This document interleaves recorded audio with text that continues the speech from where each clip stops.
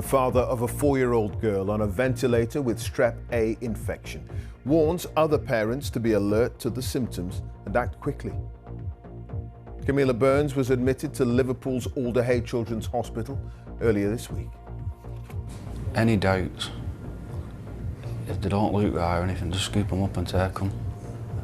Get them checked out rapid. Dean Burns says his daughter is now in a stable condition. Also tonight, winter bites in Ukraine as Russian attacks on energy infrastructure take their toll. England's footballers say they're prepared for extra time and penalties in tomorrow's World Cup knockout match against Senegal. And keen to be seen in green, Prince William and Kate announced the winners of the Earthshot Prize in Boston.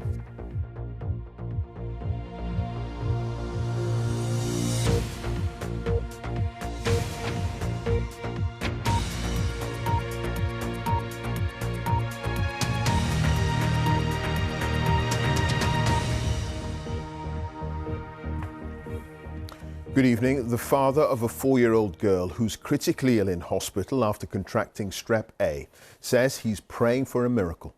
Camilla Burns has been on a ventilator at Alder-Hey Children's Hospital in Liverpool since Monday. Dean Burns urged parents with any concerns about their children's health to act quickly if they think their child might be affected. Tonight, he described Camilla's condition as stable. The strep A infection, which often causes scarlet fever, is normally mild, but there have been more cases than usual recently, with 6 children in England and Wales dying from the bacteria. Here's Eunice Muller. Camilla from Bolton is described by her father as his 1-in-a-million girl, who was always healthy. But the 4-year-old is in intensive care and on a ventilator at Liverpool's Alder-Hey Children's Hospital. It was thought at first she had a sickness bug. Then her chest started hurting, and a day later she was rushed to hospital. Her family have been told she had a serious strep A infection. We've been here since Monday, just trying and willing and praying just to make a full recovery. So stay with us. And how has strep A, how has it affected her? It's just devastated her, isn't it? It's just such a beautiful little girl. It's just a special little girl. Infections caused by Group A strep bacteria are usually mild with symptoms like sore throat and skin infections. It can also cause scarlet fever. Health officials say they're seeing more scarlet fever. In the week to 20th November, there were 851 cases recorded in England. The average for the same week in preceding years is 186. Very rarely, strep A can also cause something called invasive Group A strep, or IGAS, which can be deadly. 5 children under 10 have died in England of the invasive Group A strep since September, and another 7-year-old Hannah Rope in Wales. The UK Health Security Agency has said there is no evidence of a new strain circulating, and the rises are because of high amounts of circulating bacteria and social mixing. After the experience with his daughter, Dean Burns feels parents should act quickly if they see their child is sick. Any doubts, if they don't look right or anything, just scoop them up and take them. Get them checked out rapid. These infections are rare, but if parents have concerns, they're being urged to contact NHS 111 or their GP. Eunice Muller, BBC News, Liverpool. A price cap imposed by Western nations on Russian oil exports has been criticised by Ukraine's President Zelensky as too weak.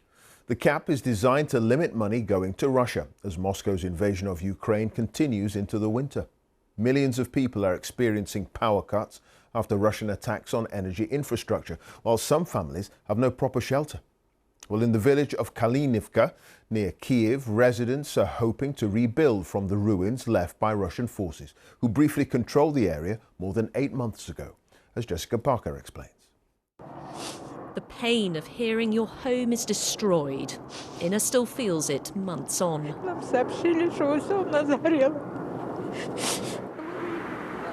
Earlier this year, fires raged across this area. Russia's brief and failed advance left scenes of devastation. Now clues from that time lie hidden. Inna's makeshift home is built where her old one used to be. But the kitchen is freezing and damp. Icy water drips from the roof. Her swollen hands hurt from the cold, but she looks far beyond her own worries.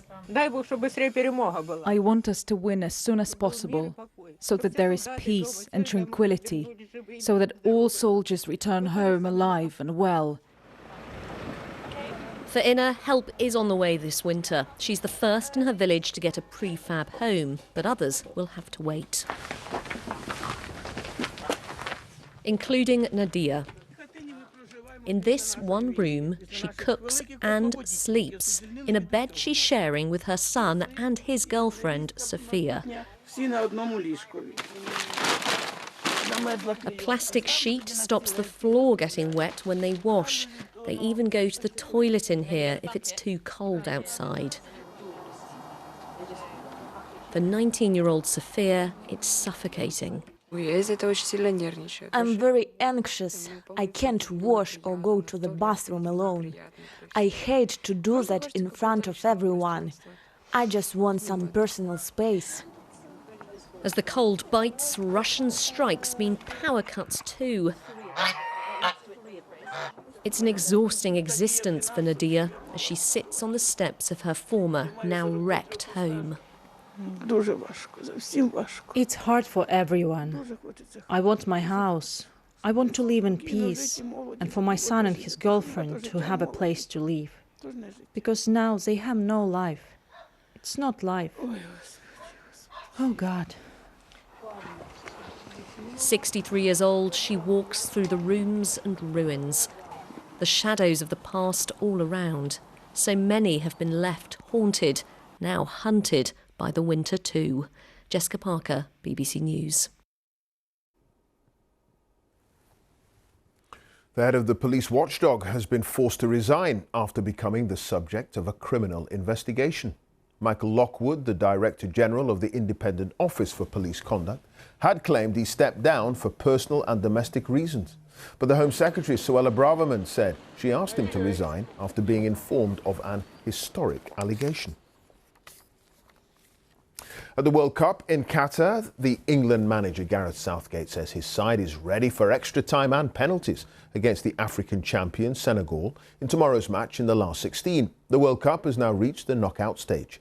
Here's our sports editor, Dan Rowan. Another young lion roars. It's been a case of so far, so good for England at this point in the group stage, one of only a handful of sides to emerge unbeaten. But they know that defeat from here on in means going home. The manager aware his side has no room for error against Senegal tomorrow. We've been very impressed. We know that they're African champions, very proud, great competitive spirit, a lot of belief in the team.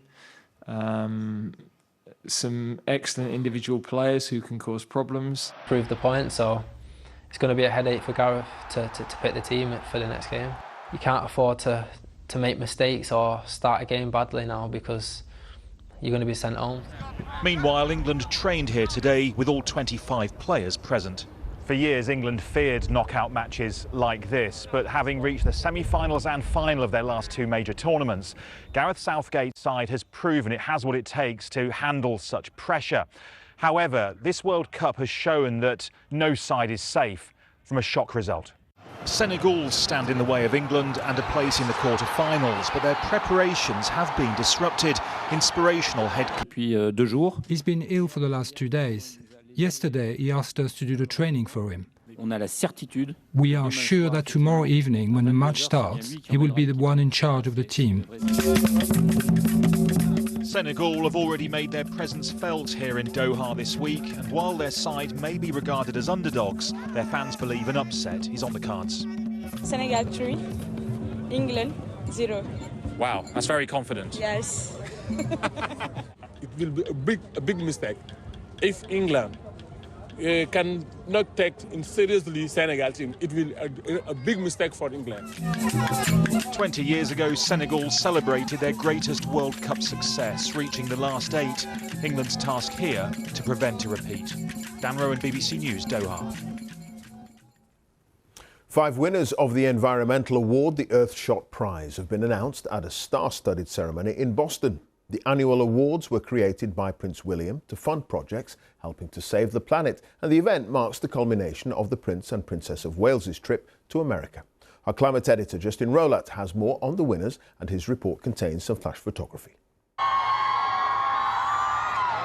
The Prince and Princess of Wales were greeted with cheers in a chilly Boston last night.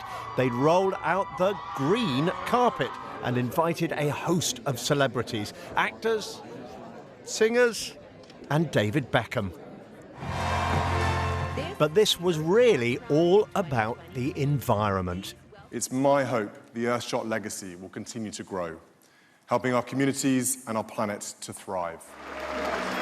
He says Earthshot scours the world for the most innovative ideas to help repair and restore the natural world. And we had our first UK-based winner, a company that turns seaweed into this. A biodegradable alternative to plastic that has already lined 1 million fast food containers and can even be formed into edible liquid bubbles. Cheers. We were really inspired by the way nature makes these elegant shapes and uses all these natural materials, and how we could translate that into packaging. There was a low-cost and portable greenhouse designed by an Indian firm that dramatically reduces water and pesticide use by the poorest farmers, as well as boosting their harvests. And the Kenyan company, led by women, that has designed a cheap, efficient and cleaner alternative to traditional cooking stoves. Each of the 5 winners gets £1 million and support to grow their businesses, helping them share the benefits their ideas can bring.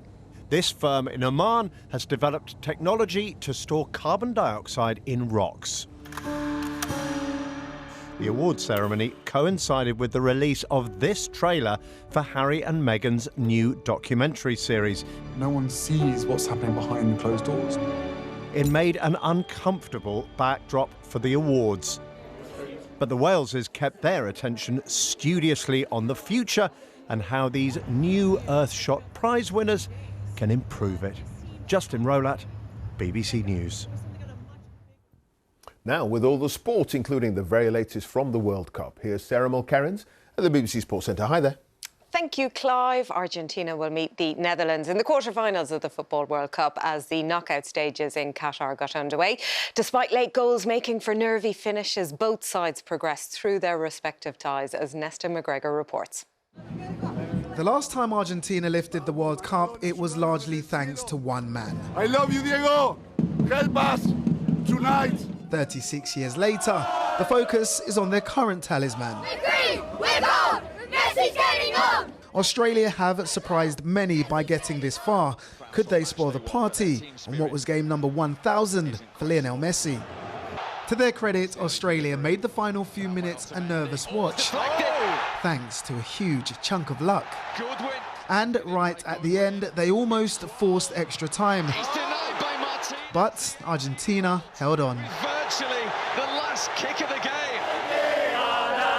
It's likely these celebrations will last long into the night, but for the players, attention now turns to their opponents in the quarter-finals.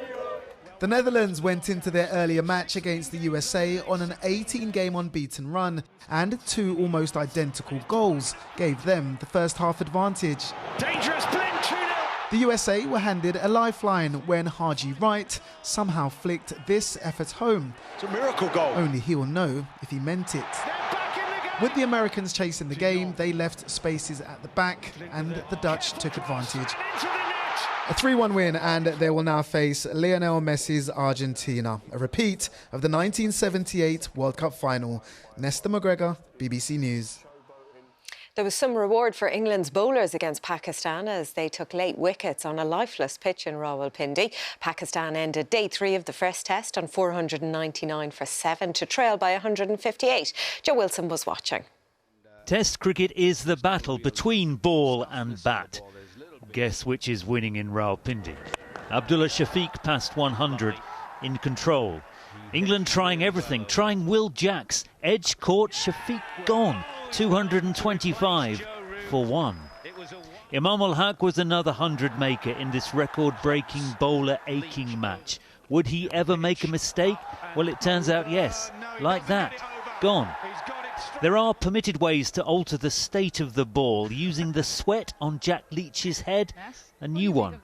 And that's a new ball in Leach's hand. And that's Azhar Ali out. LBW? Yes. But next, Babar Azam, showman, captain, the real thing. On this pitch, in these conditions, he made his 100. Of course he did. Joe Wilson, BBC News. In the Women's Super League, leaders Chelsea fired 8 goals past bottom side Leicester to stay top. At Old Trafford, second place Manchester United scored 5 against Aston Villa, and Arsenal beat Everton in the day's other game. And on the BBC Sport website, there is reaction to Tyson Fury beating Derek Chisora to retain his WBC heavyweight title in the last few minutes. But that's it for me, Clive. Sarah, thank you for that. And that's it. But before we go, here's Laura Koonsberg. This week, the government's been trying to get to grips with how we use these things and live our lives safely online. We'll be joined by Nadhim Zahawi, the Tory party chair, and the Hollywood megastar Kate Winslet, who tells me that sometimes she and other parents feel powerless over social media. Hope to see you at 9 on BBC One. That's tomorrow morning. So, from me and the team, have a very good night.